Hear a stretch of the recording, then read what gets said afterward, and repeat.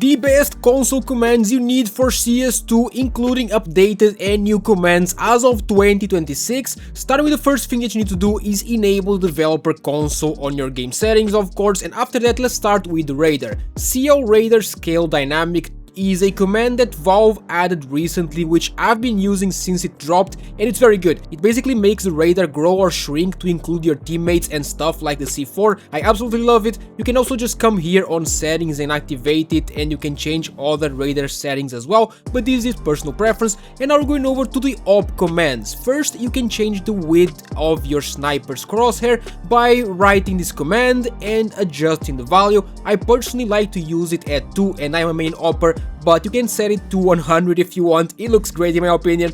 But another must-use command for this one, in my opinion, is the CL Sniper Show Inaccuracy, and I absolutely have to set it to 0. If you set it to 1, it will show the op inaccuracy range, which I absolutely hate. I cannot play with this, but I guess it's personal preference as well. Now going over to commands to try any knife in the game for free. So first of all, join an offline lobby, enable SV Cheats 1, use the command MP drop knife enable true, and then drop your knife and use subclass create and the number for which knife you want to try. Here are all of the numbers in the screen. You can try any knife that you want for absolutely free. And speaking of knives, this video was brought to you by SkinsMonkey, where you can trade your boring old skins for brand new ones. Are you tired of your blue combo? Just trade for a red one, it takes seconds. Use code OSNICS on the website to get $5 for free to trade, and you also get a 35% bonus on deposit. They have 24/7 live chat support, link is in the description, and thank you SkinsMonkey for sponsoring the video. Next, for an FPS command, we have the CL Show FPS 1, but I don't use this. I absolutely hate this command. Some pro players use it, but I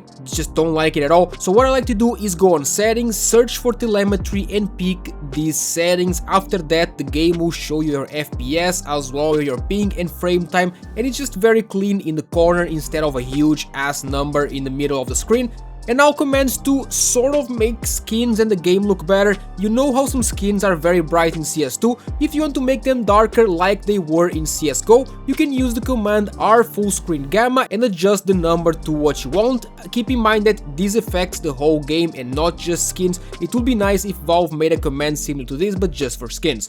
And now for some bind commands, you definitely want to use these in nades especially. You could use bind commands like in CSGO, but now it's just stupid. In CS2 it's so much easier. You can just do it directly in the settings, as you can see in the video, but I still use some bind commands. I used bind P to no clip, so when I'm on an offline server I can instantly no clip around the map. I also use bind O to CL draw hood 0 and bind I to CL draw hood 1, so when I click O my HUD goes away, when I click I it comes back. It's very nice for me, especially when I'm inspecting skins. And now for some view model commands, this one is down to personal preference, but if you write the command view model offset, you can adjust the view model however you want. My advice is just get in game and mess around with the values until you find something that you like using.